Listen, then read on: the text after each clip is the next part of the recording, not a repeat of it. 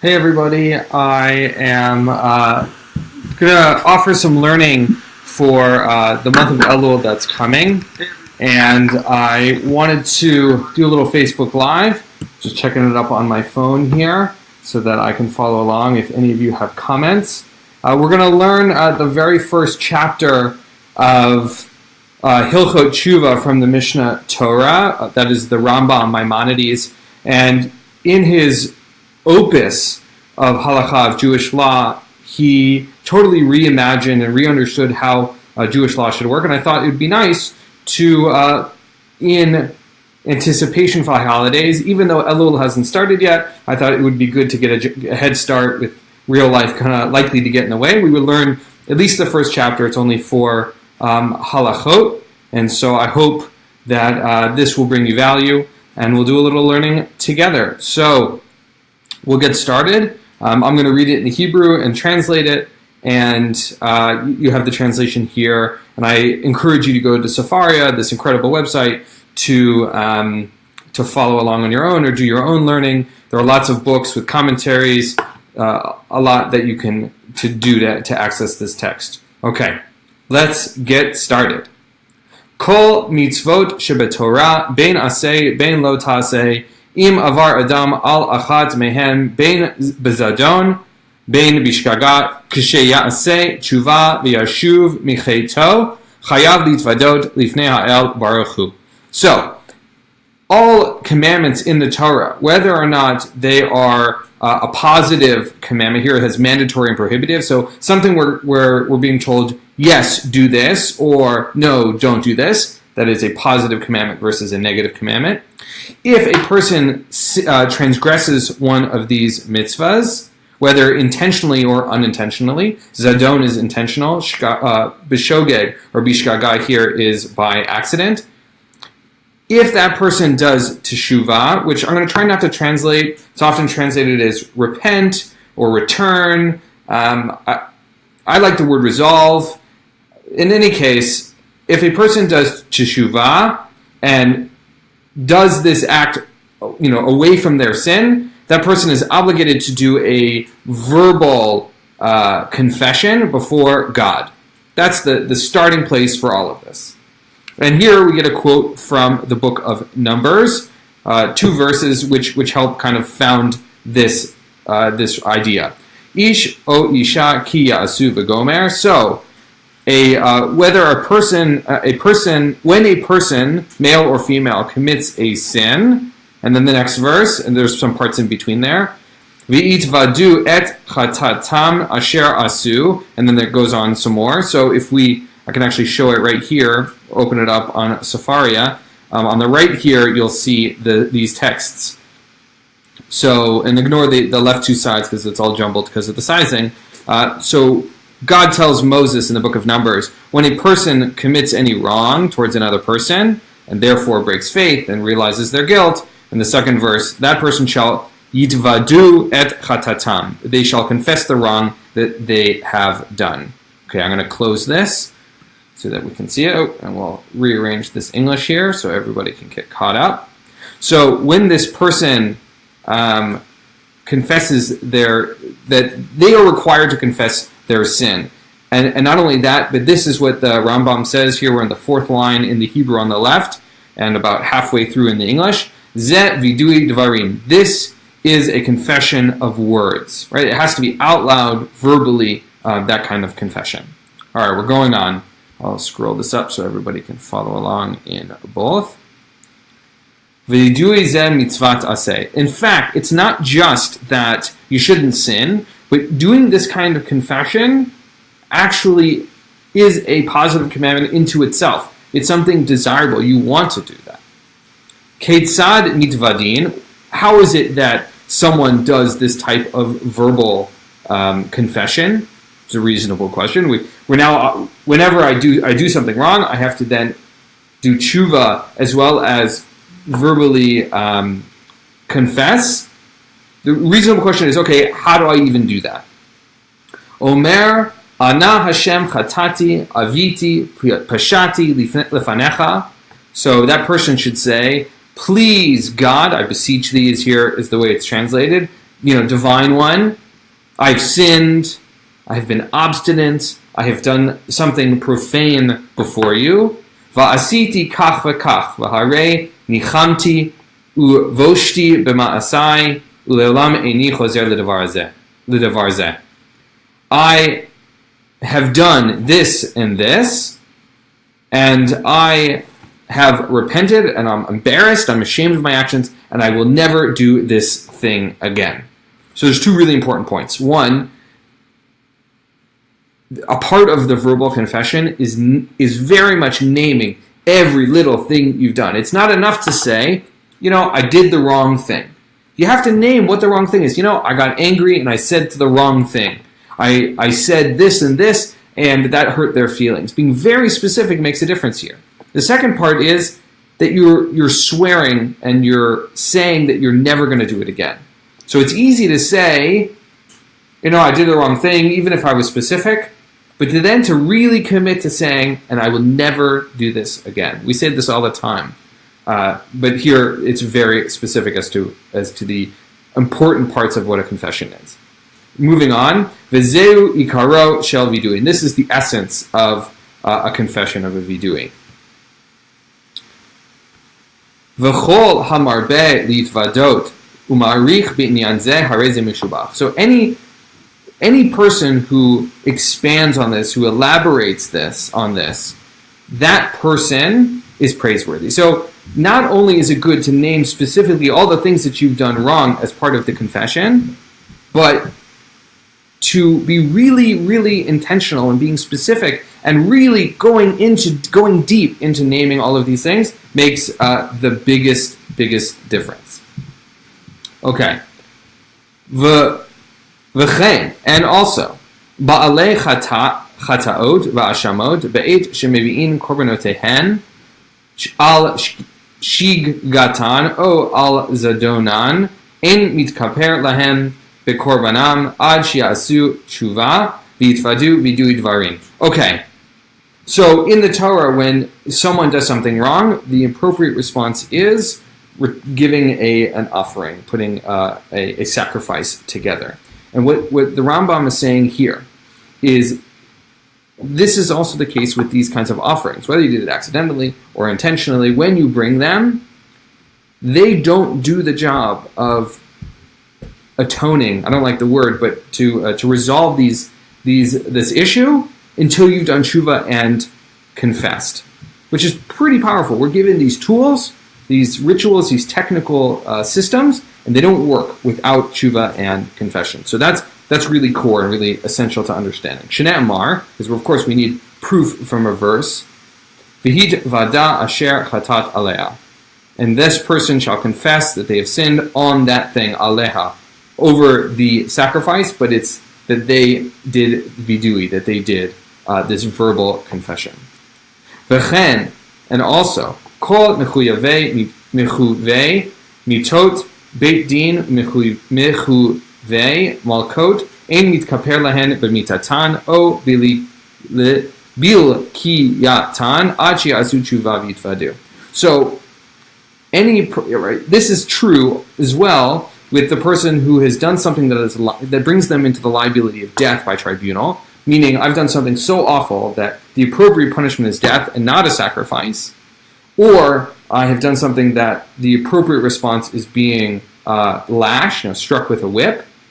That punishment, even though it is so severe, it doesn't do it unless they have done teshuvah. They've promised that they're never going to do it again. They've done all the recompense, which this whole, not this chapter, but in the chapters to come, will really go and explain how that works. Unless you've done teshuvah and confessed, these punishments don't solve it, doesn't resolve it. There's still work left to be done.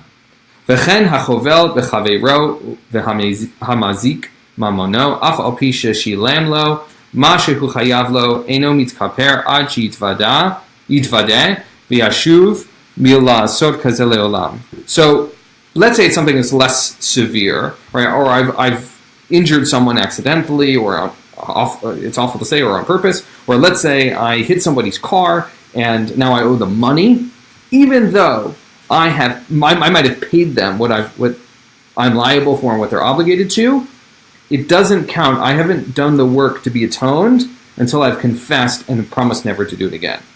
Right? So let's say I did something where I hit somebody's car. I was really mad. Had road rage. Not that you should ever do this. I'm not a person who has this kind of road rage. And I ram into someone in the back of their car. And let's say I paid them, but I didn't really do the work inside to say, it's probably not a healthy way of responding to anger on the road. Unless I've done the work to say, I did something awful. I hit someone's car intentionally. Until that work has been done, it doesn't matter that I paid and I did all the financial work. I haven't really done the work to do teshuvah and to do the confession.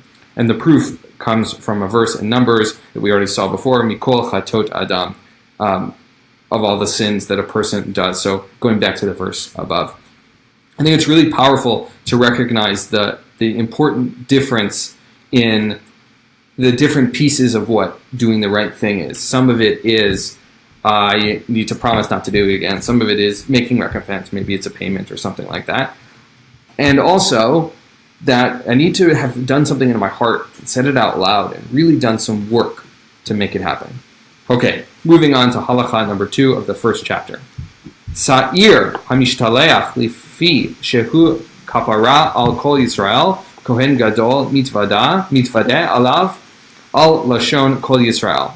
So here it's translated as the Azazel goat, but there's a ritual in which on Yom Kippur there are 2 goats, one of them which is sent out, the other is sacrificed. The one that's sent out, Sa'ir Mishtaleach, which is the literal translation, that goat is often, in the Torah it said that goat is sent to Azazel, and so that's why the translation is. So that goat, that goat which fulfills the ritual tool of doing atonement, where the high priest confesses for Israel in the way that Israel does it onto this goat. And here's the proof from the verse: V'itvada alav et kol avonot b'nei Israel. So and the priest confesses over the goat all of the iniquities or sins of the children of Israel. Sa'ir hamishtalech mechaper al kol averot shebetorah. So that this goat actually has the power to atone for all the transgressions. Now, remember, we're in the temple time, so it's different than today, which the text will go into, and even the Rambam didn't live in the time of the temple.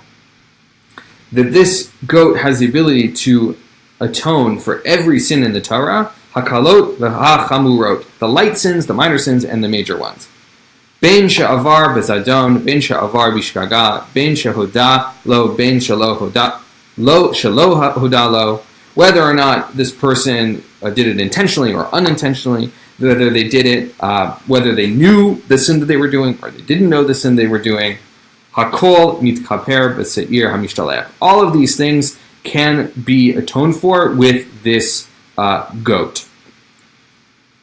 V'hu sha'asa teshuvah. For this, specifically for the person who did the teshuvah work. Without the teshuvah work, this goat doesn't really count. It doesn't make it work. Aval, im lo asa teshuvah, if that person didn't do teshuvah, ein hasa'ir mechaper lo ela al hakalot.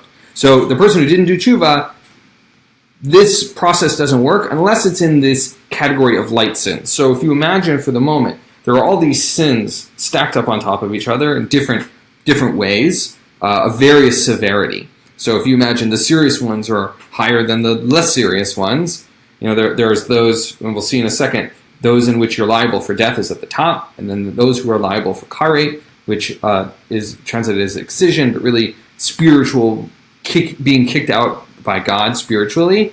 Those things are the highest severity. Everything else is a kal, a light sin, not really, but in terms of the categorization, that this goat being sent out has the ability only to resolve the light sins if they didn't do the teshuvah process. And so you might ask, okay, what falls into this category of a light sin versus a more serious one? And that's the question that the Rambam is going to answer. Mahen hakalot, mahen hachamurot. All right, which ones are the light ones and the serious ones? Hachamurot hen shechayavin alehem mitat beit din o karet. So the serious ones are those two categories I just mentioned, the ones that are liable for death and the ones that have the spiritual being kicked out by God. Ushvuat shav, and everything else presumably would be then a light sin, except for the exception we're about to get. Ushvuat shav vasheker af al pi shehen she'ein bahen karet hare hen min hachamurot. So things like making a promise in vain, or you're swearing on God's name in vain, and the category of lying, those things are technically minor, but really are being treated like major sins. So it's a technical categorization kind of thing, but it's good to recognize that those two big things don't fall into the category of they do fall into the category of serious, even though they're not technically that in that way.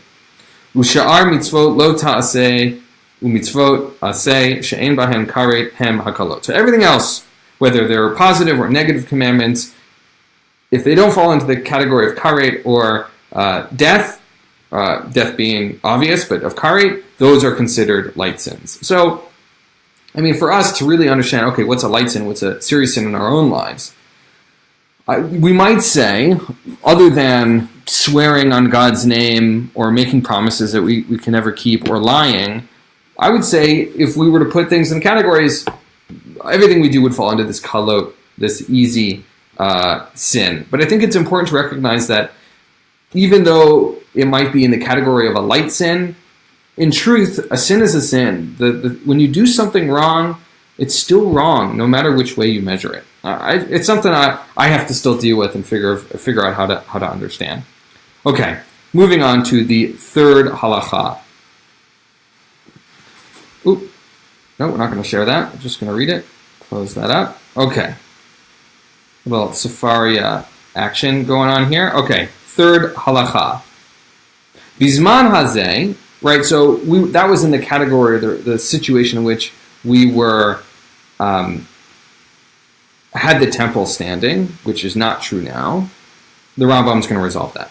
Bizman hazeh she'en beit hamikdash kayam. So in a time where the temple is not standing, like today, and like 1,000 years ago when the Rambam wrote this, ve'en lanu mizbach kapara, we don't have this altar in which to do atonement. Ein sham ela teshuvah. There is no other option other than doing teshuvah. Meaning to say that all of that stuff with the goat, which is good in terms of understanding the Jewish tradition and how things have been, what we understand is there's nothing left in terms of process other than teshuvah, which on one side you could say is really sad. We've lost this major portion. On the other hand, and where I live with this, is that's amazing. Like, we have a real tool here. That tool is a serious one, is a challenging one. It can't just be resolved with a sacrifice, which, of course, the Rambam said, but here it's good to review again. Teshuvah is the tool we have left for us. Okay, now I'm in the third line in the Hebrew and in the fourth line in English. Hatshuvah mechaperet al kol ha'aveirot. Teshuvah retones or resolves all types of sins. Afilu rasha kol yamav va'asa teshuvah ba'achrona. So even a person who does just evil every single day of their life, if they did teshuvah. Now, once again, we're talking about real, serious teshuvah, all the pieces of really making atonement and not atonement, but resolving all of the problems and confessing all of those things. In the last second, if that person who did evil all of their life, in the last second, ein maskirin lo shum davar merisho, we don't remind that person of any aspect of their evil. It's as if they're a different person, right? Even though if I live 100 years, I do evil every single day of my life, but on the last day, I say to myself, in real seriousness, and I confess, I'm never going to do these things again. They were awful. They are the worst things about myself, and I'm never going to do them, and that's it. And it's real. Then they're as if a different person. We don't remind them of all the awful things because that wasn't them. Now, there are some real issues with that in terms of, well, how do we punish people in real life today? But I think that the statement still stands, which is that there's always a chance. There's always a chance to do tshuva, always an opportunity, even to the last day, to make a resolution. And here we get a quote from the book of Ezekiel. Shnei Rishat harasha lo yikashel ba b'yom shuv'o merish'o. So the wickedness, the evil that person does is not that doesn't prevent them on the day of their on that day when they want to turn shuv'o, coming from shuva, from their evil. Meaning to say, right, yikashel, comes from the word, it's the same word as mikshol, a stumbling block, right? We know from the Torah we don't put a stumbling block before the blind. Here, that the evil that I've done in my past isn't a stumbling block if I'm really going to do tshuva, which is powerful. It's just a powerful thing to know in your heart if you're really going to do it. Va'atzmo shel yom ha'kippurim mechaper l'shavim. And that for those who do this work, right, that even the Day of Atonement itself helps you. Meaning, l'shavim, it only works for those people who have done teshuvah, right? And we have a verse to prove this. Ki b'yom hazeh yechaper alechem. And on this day, in the day of Yom Kippur, the priest will make atonement for you. So, just to kind of quickly review, teshuvah is the only thing we have left in terms of this process, and it's only, and all these other things about Yom Kippur or whatever, which we're going to get to in a minute, teshuvah is still the primary tool. That none of that other stuff works unless you've done teshuvah. Okay, the final section, a little confusing. The final section of this first chapter, this last halacha 4, says the following: Af al pi she'atshuvah mechaperet al kol ve'atzmo shel Yom Kippurim mechaper. So, even though tshuva does this process of atoning for every sin, Yom Kippur also has this power to atone, to resolve these sins. Yesh averot shehem mitkaprim lish'atan v'yesh averot she'en mitkaprim ela la'achar zman. There are types of sins that are immediately removed from you, and there are types of sins that actually take time to be wiped away, to be resolved. Ketzad, how does this work? For example, avar adam al mitzvat aseh, so a person who transgresses a positive commandment, here it's translated as mandatory, but a positive commandment, she'en ba kare, and it's not in this category of being kicked out by God, va'asat tshuva, and they've done tshuva, enu zaz misham ad shemochlin lo, they do tshuva, they don't move from the place until they are forgiven. Meaning to say that if they are right there and they're doing tshuva, that there is that person is forgiven immediately. That my commentary said that. So I think it's very confusing, but to say that they don't move from there until they're forgiven means to say that they're forgiven immediately because they're going to move right afterwards. So this is only for a person who sinned against a positive commandment that isn't in the karet category. So it's not at the top two tiers. Uve'elu ne'amar, and of this it is said in the book of Jeremiah, Shuvu banim shovavim erpa mishuvotechem. Return ye backsliding children, I will heal your backslidings. Meaning to say that the healing is happening right then and there. Right, that it's happening immediately. Okay, the next category. Avar al mitzvat lo ta'aseh. If they transgress a lo ta'aseh, a do not mitzvah, that isn't she'en ba karet, and is not in the category of excision, of being kicked out by God, velo mitat beit din, it's not liable, you're not liable for death if you do it.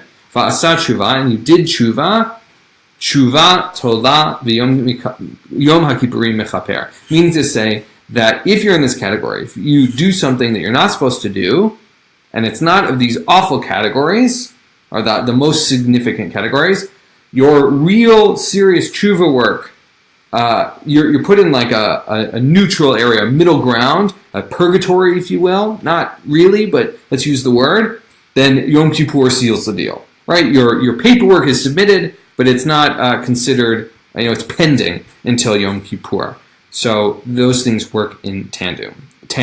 And here we have a verse again to prove ourselves. Be'elu nemar ki b'yom hazeh yichaper lechem, because on this day you are atoned. So there's some sort of push-pull there in this category of sin.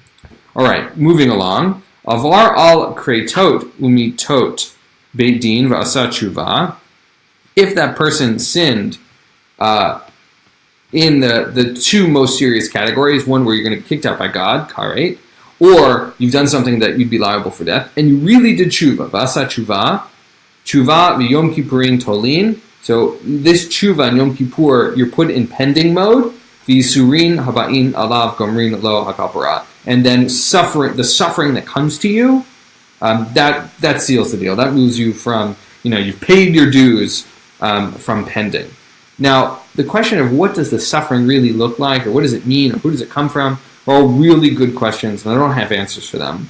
But I think for me, if you've done teshuvah and you just sit there and you're still guilty and it hurts, and maybe that punishment is not from the outside but from the inside, I think that is the essence here, which is that really does it. The idea of doing it again brings you so much pain that you've really gotten it resolved. You can be moved forward in life.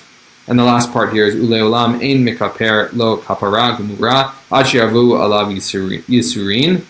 And here it adds that no atonement can happen for that person until that suffering happens. So I think that really what we're talking about is a type of really painful guilt that prevents you from ever doing it again, in addition to the promise to yourself. And here's the verse to prove it. Uve'elu ne'mar fakadti b'shevet pisham uvin ga'im avonam, where in the translation here it says, then will I visit their transgression with a rod and their iniquity with strokes, meaning to say that there is a relationship between doing this transgression and being visited by God and feeling pain and suffering. So I think what we're talking about here really is a type of guilt. Okay, last section here. B'ma devarim amorim. That's a nice technical term. It says, okay, what are the kinds of things we're even talking about here? Right, b'ma devarim amorim. What are we talking about? B'shelo chilel et Hashem b'sha'a sha'avar. So a person who does not take God's name in vain in terms of the transgression that they did, the moment of their transgression. Aval hamchalel et Hashem, but does ultimately blaspheme or say God's name in vain. Sha'asa teshuvah, but that had done teshuvah, even though they had done teshuvah. V'higia Yom Kippurim, and Yom Kippur came. V'hu omed b'tshuvato, and they're standing in this capacity where they've really done teshuvah. And Yom Kippur has come. Uva'u alav yisurin, and they have received these pains, this suffering. Eno mitkaper lo kapara gemura ad she'amut. That this person actually doesn't resolve, their atonement is not complete until they've died. And I think that there's some truth to that, in the sense,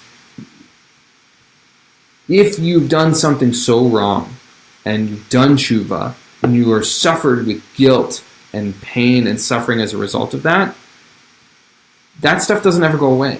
And it's really upon your death that ends up being resolved. So I think there's some truth to it, if we don't think of it necessarily in a really technical way, but just in terms of what that really feels like. Ela tshuva yom hakippurim v'yisurin shalashtan tolin umita mechaperet.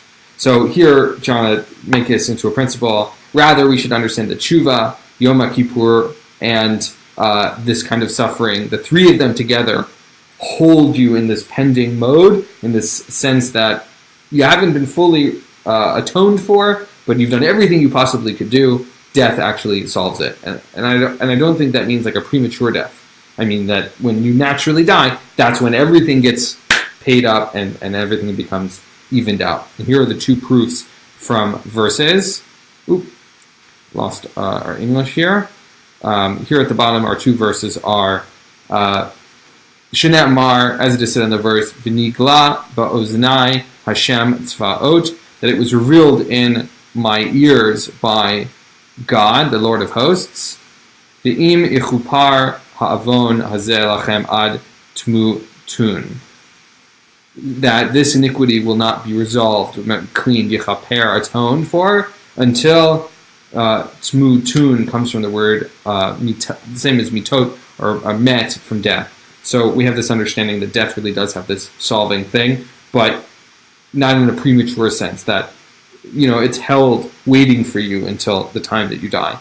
So I think, at least for this first chapter, I'll come back again with the other chapters, the essential piece is this. Teshuvah is a process that requires someone to really name, to really confess their sins. And that in the end, that's the primary tool we have to fix the things that we've done wrong. Even if we've done physical recompense and we've paid them back, and even if we've had Yom Kippur, in the end, doing the real work is, I think, the hardest part and the most powerful part of this, in terms of bringing us back to a neutral state, to bringing us back from the kinds of people we were when we did bad things to the people we want to be, where we're always striving to do the right thing. Okay, it was nice learning with you. I'll see you sometime soon when we do the next chapter. Have a great day.